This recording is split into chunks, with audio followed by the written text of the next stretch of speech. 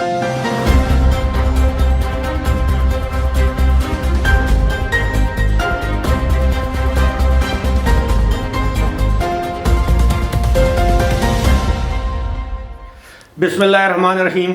अस्सलाम वालेकुम। अबरार रशीद आपकी खिदमत में हाजिर। आजकल जूं सर्दी बढ़ रही है, आप यकीन कीजिए कि उसी तरह से बीमारियां बढ़ रही हैं। और सबसे बड़ी बीमारी आजकल क्या है? नज़ला, ज़ुकाम, खांसी, सर में दर्द, जिस्म में दर्द, बुखार। तो मेरा ख्याल है हम लोगों को तो अब आदी हो जाना चाहिए, जब भी मौसम बदलता है, चाहे गर्मी से सर्दी, सर्दी से बहार या गर्मी आए, तो इसी तरह की सूरत हाल है।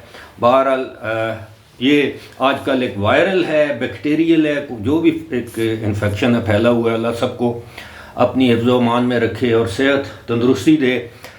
ख़बरें दो तीन ही हैं जी जिन पर आजकल बहस हो रही है। एक तो आपको पता है वो एक गंदगी है, उस गंदगी में आप जितने कंकर मारेंगे उसमें से गंदगी उछल कर बाहर आएगी। बुनियादी तौर पर तो ये 2 या 3 अशख़ास या असहाब के दरमियान ये मामला होना चाहिए था, लेकिन ऐसे लगता है कि उस गंदगी को अब पाकिस्तान का इशू नंबर 1 या मसला नंबर 1 बना दिया गया है। आप समझते हैं मेरा इशारा किस जानब है।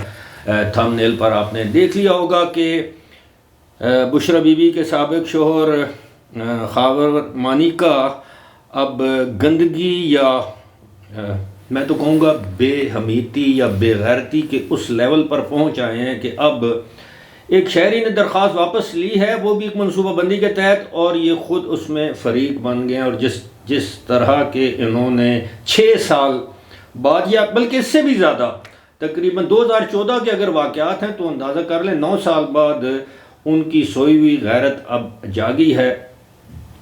तो इस पर मैं क्या कह सकता हूँ। लेकिन हमारा आज का मौजू कुछ और है। वो ये है कि इमरान खान के बारे में 2 जो हैं वो ख़बरें गर्दिश की करवाई जा रही हैं या की जा रही हैं या हो रही हैं।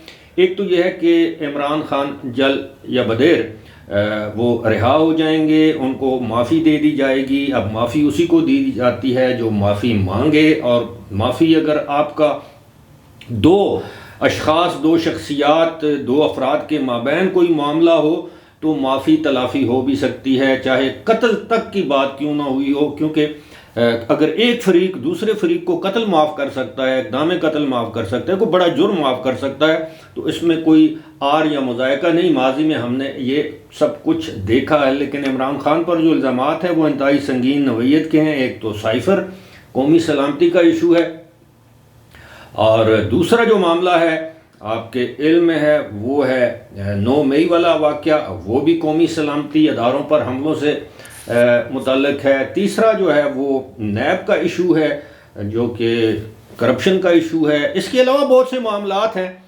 लेकिन इमरान खान के बारे में अब तासुर ये दिया जा रहा है उनके कुछ मनपसंद यूट्यूबर्स के अब 28 नवंबर के बाद इमरान खान, एक तो उनके जितने भी केसेस हैं उनकी समाअत बजाय अदालत के जुडिशल कॉम्प्लेक्स में होगी, और उसके बाद उनको एक एक करके माफ़ कर दिया जाएगा। और आइंदा इलेक्शन में एक मरतबा फिर एक उनके बहुत ही पुराने सपोर्टर हैं, बहुत ही सीनियर तज्ज़ियाकार हैं, लेकिन उम्र के इस हिस्से में है कि उनकी शान में गुस्ताखी नहीं की जा सकती। हारून रशीद उनका नाम है। उन्होंने एक मरतबा फिर एक फुलझड़ी शुरली छोड़ी है कि जनाब इमरान खान को 2 पाकिस्तान के 4 सूबों में से 2 सूबों की हुकूमत ऑफर कर दी गई है, और उन्होंने कहा गया कि आप फिक्र न करें, इंशाअल्लाह अल्लाह खैर करेगा। फ़िलहाल आप 2 हुकूमतों पर इत्तेफाक करें। अगर इसी तरह करना है तो फिर 8 फरवरी के इलेक्शन का तकल्लुफ़ किस लिए।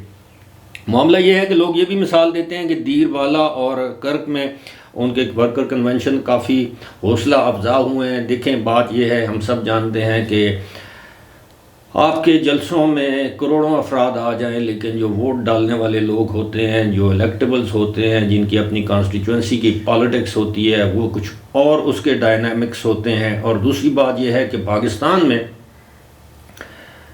सज़ा देकर उसको माफ़ ज़रूर किया जा सकता है। वो सदर मुमलिकत भी پارڈن دے سکتے ہیں، اگر فوجی ہوں تو چیف آف آرمی اسٹاف بھی پارڈن کر سکتے ہیں. جس طرح 2 سابق فوجی افسروں کو سزا دی گئی، اگر وہ اس کے اپیل میں جاتے ہیں تو ماضی میں بھی اس طرح ہوا ہے کہ فوجی افسران کی سزا، بلکہ موجودہ آرمی چیف نے، اگر آپ کو یاد ہو، ایک lieutenant general retired Javed Iqbal جن کو سزائے عمر قید ہوئی تھی، ان کی سزا انہوں نے معاف کی ہے. ماضی میں اس کی مثالیں ملتی ہیں. لیکن اس طرح کے سنگین جرائم میں ملوث اور ایسا شخص جس نے پاکستان کی سالمیت کو داؤ پر لگایا ہو اپنے اقتدار کی خاطر، جس نے پاکستان کی اساس کو، یعنی اساس ہماری یہی ہے، ہماری اخلاقیات، ہماری تہذیب، اس کو ختم کرنے کی کوشش کی ہو، اور اب تک پاکستان کے وہ ادارے جن کو ہم سمجھتے ہیں پاکستان کی سلامتی کے ضامن ادارے ہیں، ان اداروں کے خلاف ہر موقع پر ہرزہ سرائی، ان کے خلاف غلیظ گندی زبان ٹرینڈ استعمال کرنے کا موقع ہاتھ سے جانے نہ دیا جائے، تو آپ کیا سمجھتے ہیں کہ ایسی سیاسی جماعت کو فری ہینڈ دیا جا سکتا ہے؟ کم از کم پاکستان میں فی الحال ایسا نہیں ہو سکتا. لہٰذا جو لوگ اس حوالے سے کسی خوش فہمی میں مبتلا ہیں، ان کی خوش فہمی دور ہو جائے گی. میں قطعی طور پر یہ نہیں کہنا چاہتا یا کہ عمران خان کو بے گناہ ہونے کے باوجود پاکستان کی مروجہ جو الیکٹورل پالیٹکس ہے اس سے نکال دیا جائے، ایسا ہرگز نہیں ہے. لیکن قرائن یہ بتا رہے ہیں کہ عمران خان کے ہاتھ صاف نہیں ہیں. میرے نزدیک یہ جو نکاح اور عدت اور یہ اور وہ، آپ یقین کیجئے میرے لیے یہ کیسز قطعی طور پر اہمیت نہیں رکھتے، باوجود اس کے میرے نزدیک یہ گندگی کی مانند ہیں. ایک بے غیرت انسان جس کو اس وقت اس کی غیرت نہیں جاگی، سارا پاکستان کہہ رہا تھا کہ یہ شخص اقتدار کی خاطر پیسوں کی لالچ میں سب کچھ کر رہا ہے، اور آج 9 سال بعد یا 6 سال بعد، نکاح کے 6 سال بعد یا طلاق کے 6 سال بعد، اور وہ ان مبینہ تعلقات جن کے وہ آج رونے رو رہا ہے، ان کے 9 سال بعد اگر آج اس کی غیرت جاگی ہے، تو ایسے شخص کو کم از کم میں غیرت مند ماننے کے لیے تیار نہیں ہوں. اور اس طرح کے جو معاملات ہیں، میرا خیال ہے ہمارے دیگر جو ساتھی ہیں جو اپنے ویوز، اپنے سبسکرائبرز بڑھانے کے لیے بے سروپا ویڈیوز بناتے ہیں، ان کو بھی کچھ خیال کر لینا چاہیے. البتہ نہ تو عمران خان کو معافی دی جا رہی ہے، نہ عمران خان کو کوئی اعزاز دیا گیا ہے. جس طرح ایک یوٹیوبر نے کہا کہ جی آسٹریلیا کے کرکٹ بورڈ نے عمران خان جو ورلڈ کپ جیتا ہے وہ عمران خان کے نام کر دیا ہے. ایسا کچھ نہیں ہے میرے بھائیوں. نہ عمران خان کو رہا کیا جا رہا ہے، نہ عمران خان کو کوئی سہولت کاری اب میسر ہے. جو کچھ تھا وہ قصہ پارینہ ہے. اب جو کچھ ہو رہا ہے وہ ہمیں دیوار پر لکھا نظر آ رہا تھا، جن لوگوں کو نظر نہیں آ رہا تھا وہ اب بھی آنکھیں بند کیے بیٹھے ہیں، یا شتر مرغ کی طرح اپنا منہ یا سر ریت میں گاڑ کر بیٹھے ہیں.